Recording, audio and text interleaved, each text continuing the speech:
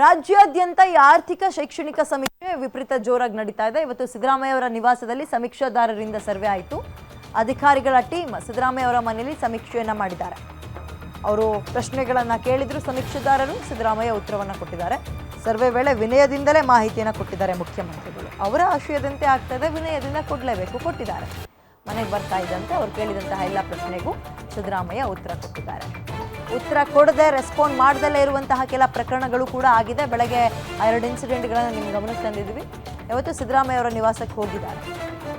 ಕೇಳಿದಂತಹ ಪ್ರಶ್ನೆಗೆ ಸಿದ್ದರಾಮಯ್ಯ ಉತ್ತರವನ್ನು ಕೊಟ್ಟಿದ್ದಾರೆ. ಸೊ ಸಿದ್ದರಾಮಯ್ಯ ಅವರ ಮನೆಯ ಸಮೀಕ್ಷೆ ಮುಗಿತು.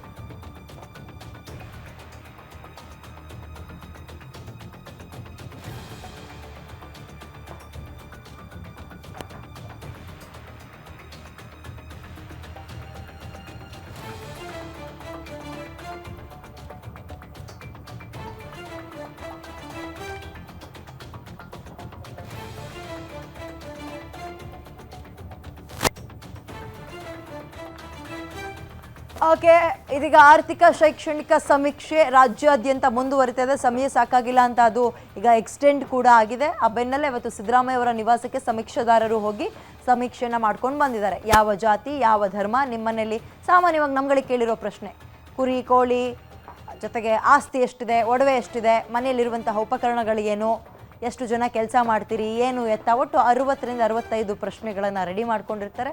ಅದನ್ನು ಕೇಳಿದ್ದಾರೆ. ಸಿದ್ದರಾಮಯ್ಯ ಅವರು ಕೂಡ ಬಹಳ ವಿನಯದಿಂದಲೇ ಉತ್ತರ ಕೊಟ್ಟಿದ್ದಾರಂತೆ.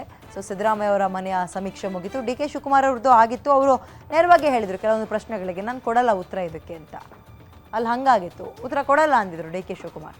ಇಲ್ಲಿ ಸಿದ್ದರಾಮಯ್ಯ ಎಲ್ಲವನ್ನೂ ಉತ್ತರ ಕೊಟ್ಟಿದ್ದಾರಂತೆ ಅಷ್ಟು ಪ್ರಶ್ನೆಗಳಿಗೆ.